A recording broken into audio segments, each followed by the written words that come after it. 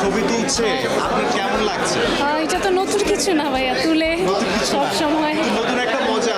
Cinema তো নতুন, জনপ্রিয়তা তো অনেক বেশি। না, এটাই মানুষ ভালোবাসে, এটাই আমি গ্রেটফুল।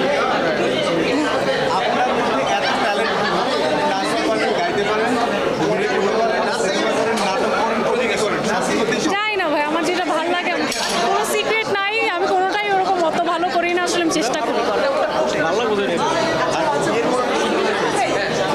বিয়ের সাথে সৌন্দর্যের কোনো সম্পর্ক না। তাহলে কিসে আসলে সম্পর্কটা? সৌন্দর্য হচ্ছে দর্শনধারীর উপর, মানে আপনার দৃষ্টির ওপর। মানে যার দৃষ্টি ভালো তার চোখে আপনি সুন্দর, এরকম?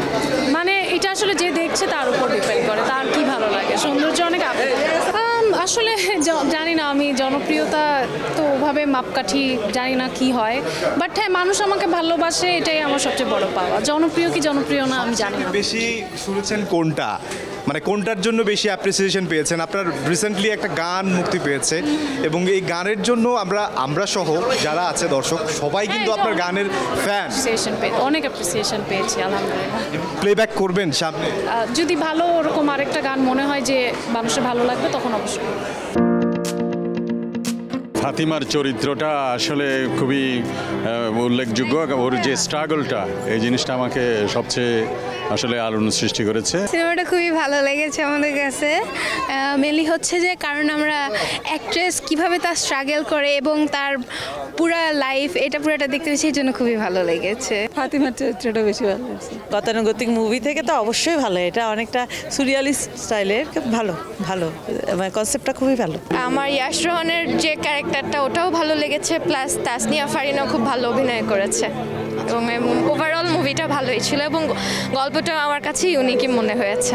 খুবই ভালো লেগেছে যে একটা মেয়ের যে সংগ্রাম, মেয়েরা যে বিভিন্ন জায়গায় পদে পদে অনেক কিছুতে অপমানিত হয়, এইটা দেখে আসলে নিজেদের মধ্যেও একটা জিদ আসে, আবার ভাবি যে কেন আরও এগিয়ে যেতে পারে না।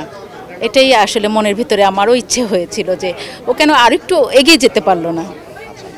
খুবই ভালো লেগেছে এবং ইমোশনালও হয়ে গেছি। It's nice movie. একটা মেয়ের যে কাহিনী, সেই কাহিনীটা নিয়ে আর কি ওনার অবলম্বনে যে একটা মেয়ের কী হতে পারে, চাকরি লাইফে কী হতে পারে, পার্সোনাল লাইফে কী হতে পারে, এটার উপর ডিপেন্ড করে আর কি মুভিটা তৈরি, যতটুকু বুঝলাম।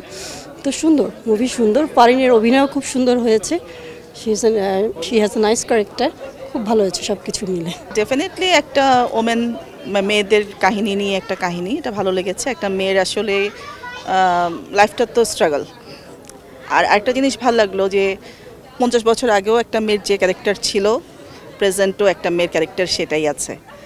তো এটাই ফুটিয়ে তুলেছে, ভালো লেগেছে। সেজন্য আসলে কোনো চেঞ্জ তো আসলে আসেনি, ডোমিনেটিং তখনও ছিলাম, এখনও আছি। মেয়েরা যে আসলে এখনও স্বাধীন না, এই ছবিতে সেটাই বুঝিয়েছে।